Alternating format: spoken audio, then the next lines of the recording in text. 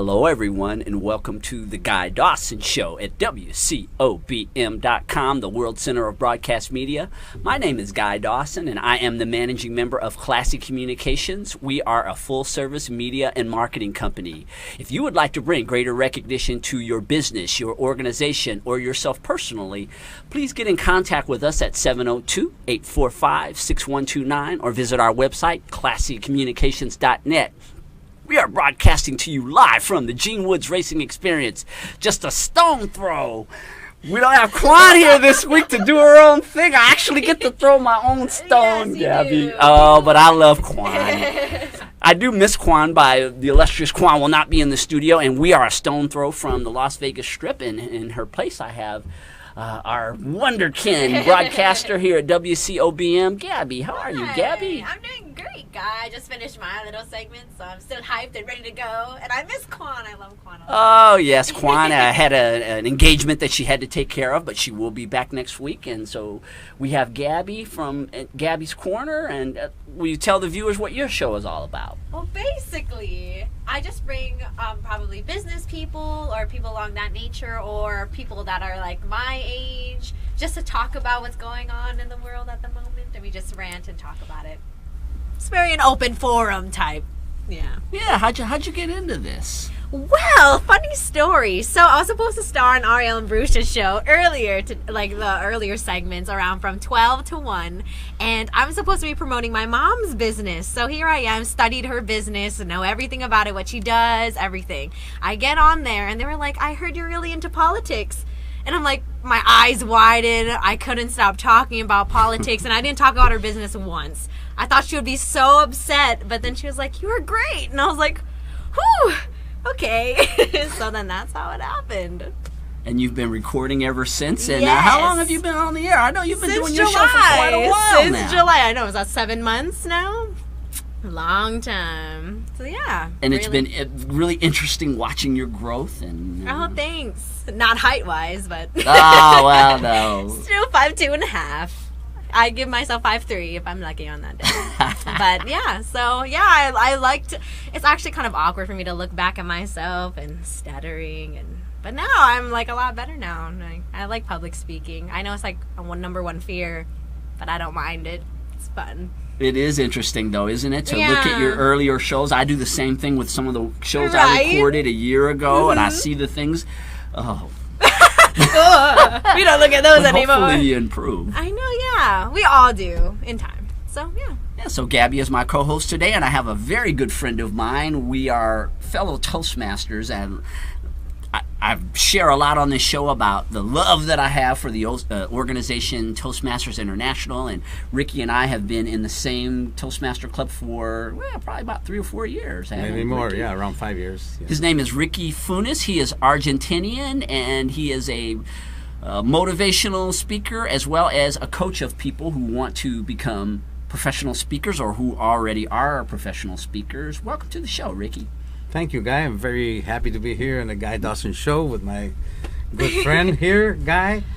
Yeah, as you said, we're Toastmaster fellows, and I'm very happy to be here, and I'm very happy to help people in losing their fear, as you said, Jed, it's the number one fear. And I'm also here because I'm your age. You said you're yes. Right, we have the very young crowd in here today, and then me, everyone. Yes. Ricky actually had a segment on my radio show that he was doing a couple of years ago. It was our Spanish segment, and it's such a coincidence because now Quan is doing Mandarin Chinese on the radio show. We have this international flair to a radio show that I do called PR Connections, but you actually were the founder of that. I just thought about that as you're sitting here when you were doing your segment in Spanish during our show. Yes, and I had much fun with that, translating all your English into Spanish for the Latin people here in Vegas. That we have a lot of Latins and a lot of Asians too. Yeah. It's a wonderful city here. I'm so happy to live in Vegas now. And you know something?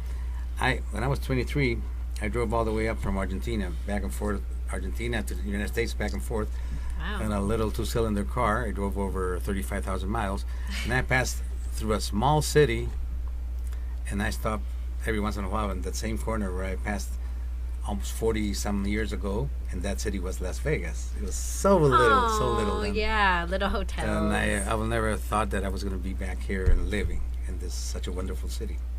And I know you do a lot of travel back and forth between here and Argentina, but you seem to really settle in well here. Well, this is where you actually live, though. Yeah, exactly. But I travel for two main reasons. I have my daughters there, I have my grandchild there, my brothers, sisters, lots of friends, and a lot of people that I still am coaching, especially lawyers and politicians and doctors, that they need to lose that fear, because although they talk on a coffee table, they talk like we're talking right now. But when you stand them in front of 100 people or 400 or whatever, they get paralyzed. They don't know how to start. They don't know how to end. They don't know how to move. And it's just to get confidence. It's Charisma. Because public speaking is not a performance, and that's our great confusion. We think we're performing. And this moment, I'm very happy to be in Guy Dawson's show. No, you got to be like you are on a coffee table. It has to be natural, a flow. Exactly, and conversational. You're not just speaking from you're not the Pope delivering a super pompous speech. No, you're not even pontificating. Nothing. You're just giving your thoughts, your true, and conversating, speaking with people from person to person. Even if you have 400 persons in that crowd, you speak one at a time. You've been coaching people for a long time in public speaking. Yes, and with very good results. I don't know if it's the system or what, or or just magic, but people lose their fear, and once they lose their fear, it's like they jump from one dimension to another one. And they tell you that, Ricky, my life changed. I'm speaking to people, and they understand what I'm saying. I'm not stuttering. I'm not sweating profusely. They're buying my idea. They're buying my idea, and that's what they do, because you speak with the truth, you speak with the fundamentals, and you know how to start, you know how to pause, especially how to pause. Especially we breathe. People that learn how to breathe, learn how to look into the eyes of the person, not just spray with your vision as you are looking at hello, them. everybody. Yeah, exactly. and we saw a lot of people that say hello, everybody. Yeah, because they're scared to look in the eyes, because that's where they could see if you're scared or nervous. Can see right or we through have you. some other kind, like hello, everybody, or hello, everybody. Yeah, to the paper. Yeah. Hello, everybody. Yeah, you can't project or look out into the audience. I understand that completely. Yeah, and in Argentina especially, we like to talk and talk with no ending, and that's terrible. There's no periods. Never deliver. But I mean, the speeches are hours long. No, people get bored. Even if you're giving an interesting subject, talking about an interesting subject, you need to be cautious with the timing. It's better for the people to say, "Hey, come back, guy. I want you next week here again." And not don't never come anymore. Because you talk too well, much. thank on you. the show. That's Yeah, all no, you can do. I'm done with you. No. Yes, we do get some guests like that occasionally who they want to share. They want to talk about what they do. But what I really appreciate about your business, Ricky, is that you are helping people work through a fear, as Gabby was talking about earlier, that people would rather be in a coffin than giving the eulogy. Yes. Literally. Yeah, literally. It's one of the greatest fears that adults like have. they feel like they're getting buried alive, and I guess. And sometimes I tell to myself, well, I tell people that it's the number one fear, but maybe they think I'm just selling my product. But when I start delivering my courses or seminars, I realize that it is, because sometimes I have to call the Metro Police to take people on stage. Hey, come on, Wow. Gabby, they don't want to go. I'm telling you. Yeah. And once they get they know about the tools, the techniques, and the tips about public speaking, they don't want to get down the stage. And you need the Metro Police police to take it them off. down. Yeah. All right, that's enough. Yeah, we've seen that in Toastmasters where people join and they're so terrified of speaking in public. And then you get them in there for a couple of months and they are just, you have to literally put the cane up Alright. there. We have lots of examples, especially in the Holistic Club. Oh, yeah. Remember a couple of years ago? now they're so fluid, speaking and flexible. We're going to take a short commercial break, and when we return, I want Ricky to talk more about this business that he has. It's growing rapidly, and also some of the techniques that he uses to help people with their public speaking. We'll be back in a few minutes with more of the Guy Dawson Show and our guest host, Gabby.